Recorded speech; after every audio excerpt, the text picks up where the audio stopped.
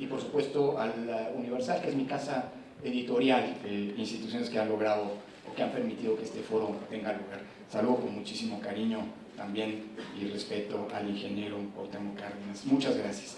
Yo quisiera centrar mi exposición después de, digamos, las ricas participaciones, intervenciones que estuvieron en las dos mesas previas, en dos grandes aspectos.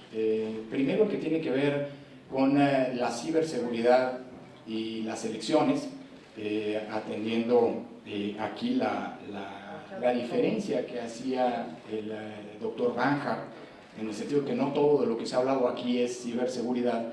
Y el segundo plano, en el segundo momento, hablar de esto que coloquialmente se conoce como fake news, ¿no? Prefiero hablar de desinformación. Lo de fake news evoca al autor del término en específico, así que prefiero hablar, bueno, en fin, todo el mundo sabe de qué estamos hablando. Pues son esos los dos grandes ámbitos sobre los que me gustaría centrar esta charla y articular la interacción con ustedes más adelante. Lo primero que quisiera decir es que en el ámbito de la ciberseguridad y las elecciones, me parece que hay tres planos, a su vez tres subtemas sobre los que vale la pena hacer alguna reflexión.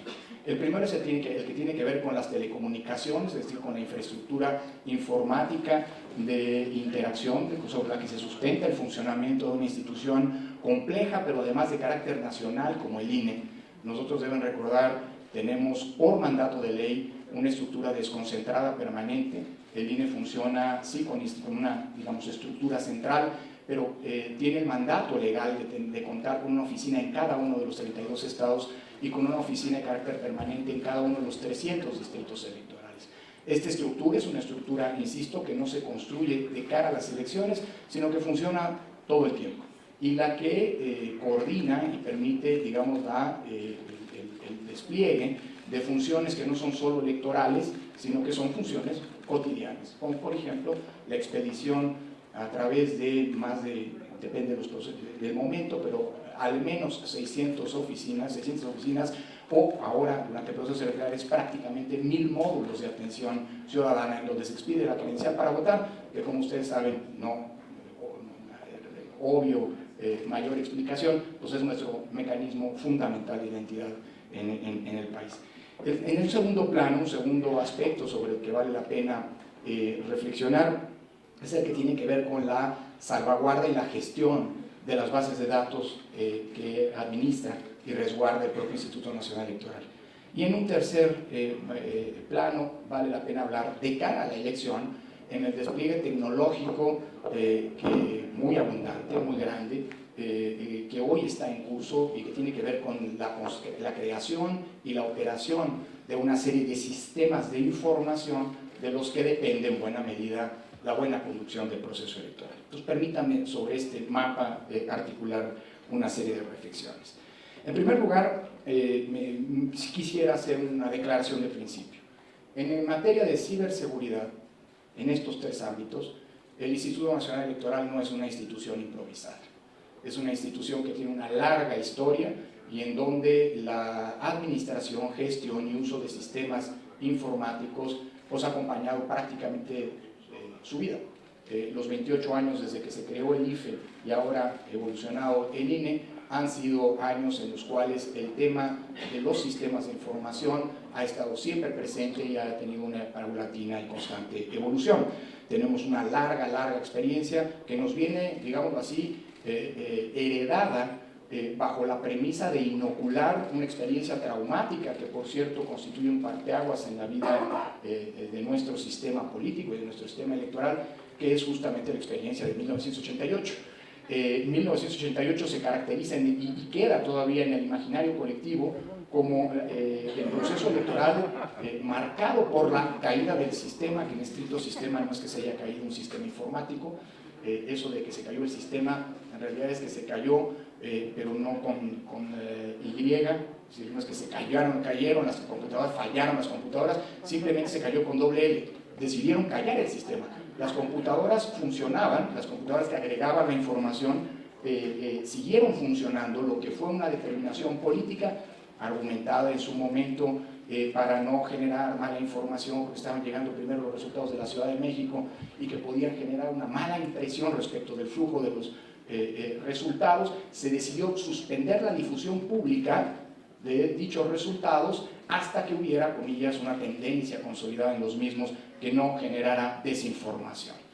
Esa es la caída del sistema de 88, aunque en el imaginario colectivo falla un sistema y la primera reacción, la primera imagen es que se cayó el sistema como en 88.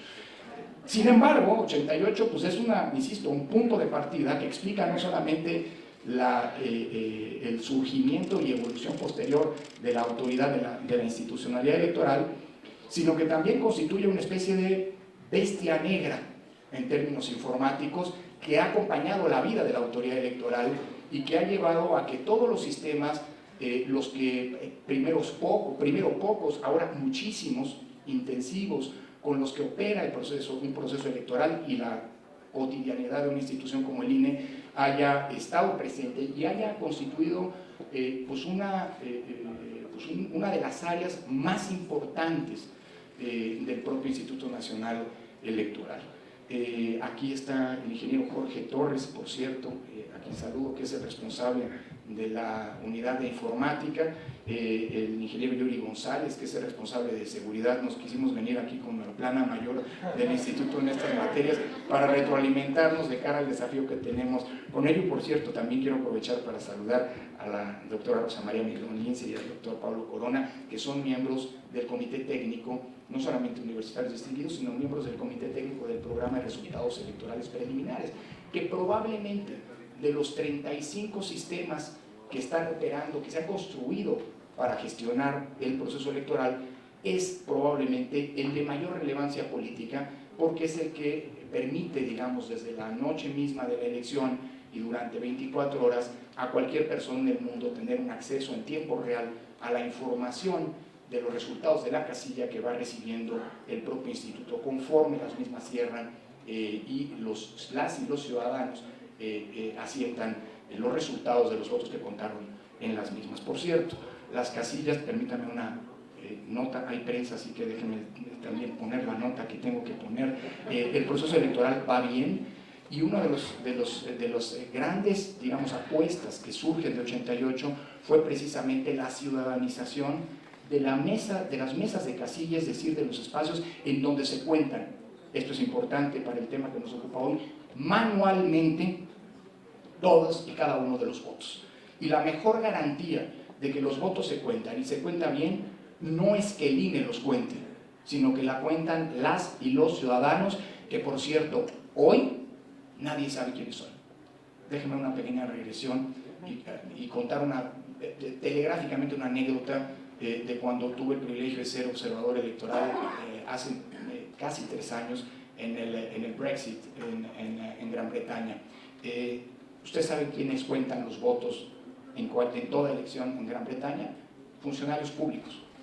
Son funcionarios públicos que durante la jornada electoral se hace en un día hábil, entonces ese día los comisionan para ser funcionarios de casilla. Son funcionarios de las oficinas de correos, de las oficinas de Hacienda, etcétera, etcétera, que ese día son los responsables de recibir y a la postre contar los votos. Y que además lo hacen una vez y durante muchísimos procesos electorales. Pues es una cuestión de economía. Ya tienes a los funcionarios, ya los entrenaste, ya saben contar los votos, pues ¿para qué los cambias? Los tienes ahí en varios procesos electorales. Solamente que déjenme trasladar esa anécdota al caso mexicano. ¿Ustedes se imaginan que fueran los funcionarios de Sedesol los que tuvieran que contar los votos todo el tiempo? Bueno, eso nos coloca justamente en la justa dimensión de cómo tienen que entenderse los procesos electorales en México. El Brexit, como todos los procesos electorales en Gran Bretaña y en Estados Unidos, por cierto, están fundados bajo la premisa de la confianza pública. En México, todo el sistema electoral está construido bajo la premisa de vacunarse o de inocular la desconfianza. Estamos en parámetros y paradigmas radicalmente distintos. Y esto que estoy planteando, me parece que es el primer gran dato de partida que tenemos que entender para poder dimensionar realmente los riesgos que tenemos en el sistema electoral mexicano frente a las amenazas en materia de ciber o de seguridad informática o del ámbito de amenazas informáticas. Pues El primer gran dato es que en México las elecciones, el cómputo de los votos sigue siendo analógico.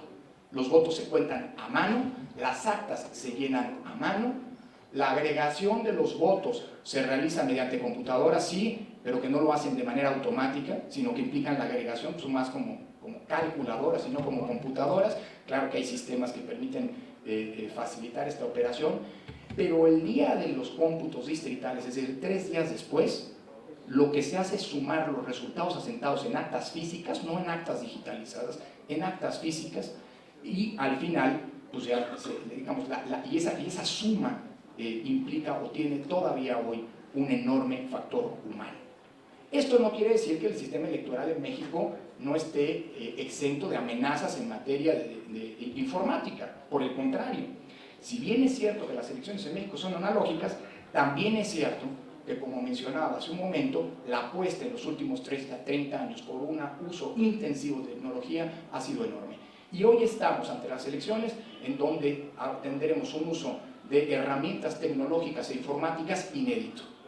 Hoy mismo, y esta era la nota de buena noticia que quería transmitir, hoy mismo tenemos ya, bueno, hasta antes de entrar a esta sesión, teníamos registrados en nuestros sistemas que dan cuenta del avance de la búsqueda, convencimiento y capacitación de las y los ciudadanos que van a contar los votos en las mesas de casilla, de 1.830.000 ciudadanas y ciudadanos que ya aceptaron ser funcionarios de casilla.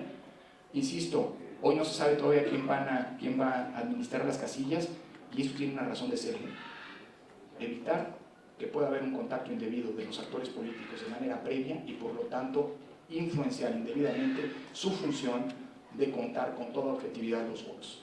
En todo caso, hoy tenemos, por eso los sorteos de los ciudadanos, por eso los ciudadanos que cuentan los votos en las casillas no se repiten de una elección a otra. Bueno, hoy tenemos ya 1.830.000 ciudadanos que han aceptado ser funcionarios de casilla, que son aptos y que tuvieron su primera capacitación. Necesitamos 1.400.000, es decir, esta es la mejor prueba de que la ciudadanía está participando y está apropiándose de la elección. Son buenas noticias, insisto, para todos. Bueno, ¿quién está buscando a estos ciudadanos? ¿Quién los está capacitando? ¿Quién los está convenciendo? Un ejército de 45.000 capacitadores electorales y supervisores electorales, dotados hoy por primera vez en la historia electoral del país, cada uno de ellos con un smartphone, con un teléfono que el instituto compró para ese efecto específico, que nos permite de manera descentralizada, insisto, desde cada uno de estos aparatos, estar nutriendo los distintos sistemas de información. Cómo vamos avanzando en la capacitación, cuál es la tasa de rechazo, y más adelante, el propio día de la jornada electoral, información en tiempo real de lo que está ocurriendo en cada una de las 157.000 casillas que vamos a instalar, y que son responsabilidad en términos de supervisión y de acompañamiento de cada uno de estos 45.000 jóvenes, chicos y chicas que están trabajando para que la elección ocurra.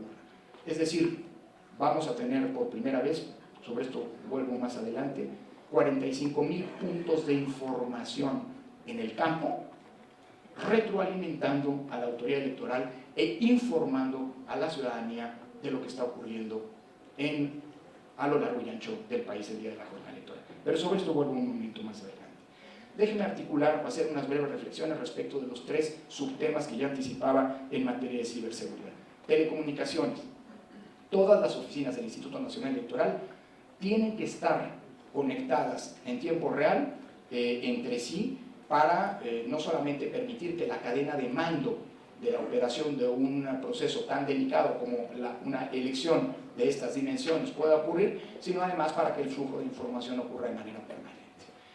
No hay más que una empresa en este país que permite una conectividad punta a punta como la que necesita el Instituto Nacional Electoral, que además le brinda al propio instituto no solamente esta capacidad de comunicación con un amplio flujo, digamos así, de datos, de capacidad de datos, sino que además brinda los propios mecanismos de seguridad en lo que son las telecomunicaciones de manera fija. y esto permite, por ejemplo, que si en algún momento por alguna eventualidad se interrumpe alguna conexión, literalmente la fibra óptica, pues exista la capacidad de restablecer en cuestiones de microsegundos la conectividad en todas las instalaciones del propio instituto. Pero además, como anticipaba, hoy estamos teniendo también, hablando de telecomunicaciones, de la necesidad de garantizar que la información que en estos 45,000 teléfonos celulares hoy se está generando y que durante la jornada electoral va a ser vital, por cierto, se trata de teléfonos celulares que tienen una enorme cantidad de funciones, no solamente la comunicación por voz, digamos así, que nos permite tener un contacto con quien está operando en el campo de la elección, sino también la transmisión a través de una serie de aplicaciones utilizadas, construidas para efectos específicos, poder estar nutriendo de información, insisto, en tiempo real al propio instituto. Evidentemente, dependiendo del tipo de información que se transmite, estamos hablando de niveles de encriptación que son indispensables para garantizar la seguridad de estas telecomunicaciones. Por cierto, bueno, es motivo de polémica pública en el proceso de recolección de apoyos ciudadanos para los candidatos independientes, como en esta ocasión hicimos una apuesta que sin duda es mejorable por una aplicación que llegó para quedarse y que va a potenciar todos los mecanismos de participación ciudadana, como son, insisto, los apoyos para candidaturas independientes, pero también consultas populares o iniciativas ciudadanas.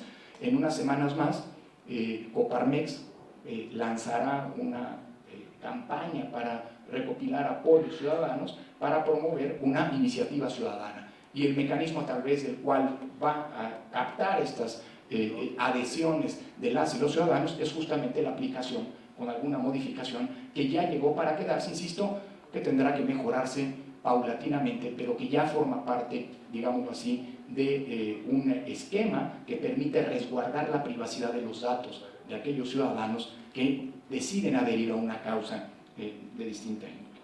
En segundo lugar, quisiera hacer unas reflexiones sobre la gestión y administración de las bases de datos. El Instituto Nacional Electoral es el responsable de la base de datos personales más grande del país. El padrón electoral cuenta con más de 90 millones de registros. Por cierto, el número de potenciales electores en publicidad para la elección seremos 89.3 millones que podremos acudir a las urnas, pero estamos hablando de una base de datos que es la más grande que hay en el país, que es la más grande que está resguardada por una institución pública y que además tiene cada uno de esos registros no solamente información del elector, sino también respaldos y datos biométricos. Como ustedes saben, desde hace algunos años, si han tramitado la credencial, ya no se le piden solamente que pongan las dos huellas, sino son ya sistemas decadactilares. Cerca del 65% del total de 90 millones de registros ya tiene información decadactilar, y como la credencial caduca cada 10 años y tiene que renovarse en consecuencia, es una base de datos de una enorme actualización y vigencia.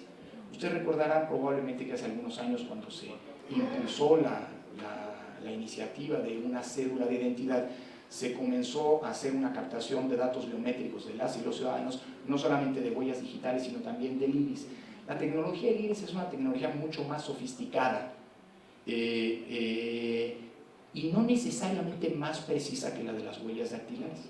Lo que pasa es que las huellas dactilares se gastan más rápido, el iris también se gasta.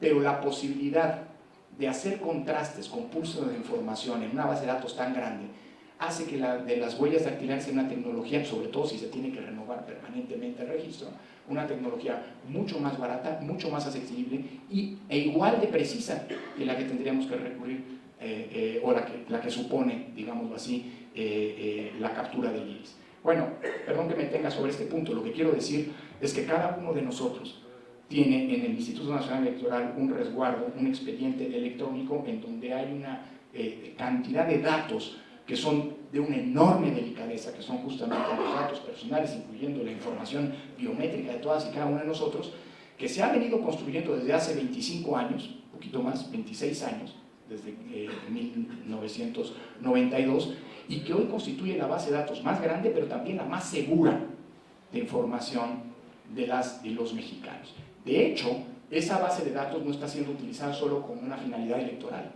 A partir de septiembre, Toda operación bancaria, esto es una norma que ya emitió la Comisión Nacional Bancaria de Valores, tiene que pasar por un proceso de autenticación de quien realiza un trámite ante el banco con la base de datos del propio INE.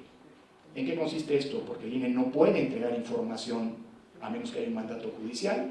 Bueno, en que cada banco, cada terminal, cada ventanilla de banco, para cualquier trámite, incluso el cambio de un cheque, va a requerir la presentación de la credencial para votar con fotografía, que será autenticada en tiempo real con nuestra base de datos. Eso quiere decir que el INE no entrega información, sino simple y sencillamente da respuestas binarias, sí o no.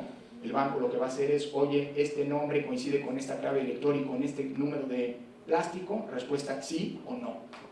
Y después, además, todo trámite tendrá que tener la autenticación de la huella. Y nosotros diremos sí o no, esa huella corresponde con el registro que nosotros tenemos. Es decir, el padrón electoral hoy no solo sirve para fines electorales, aunque fue construido y constituido esencialmente para ello, sino que hoy representa una enorme base de datos con una utilidad social fantástica, porque permite combatir el robo de identidad. Desde hace un año, con algunos poderes judiciales, tenemos convenios para poder identificar cadáveres desconocidos.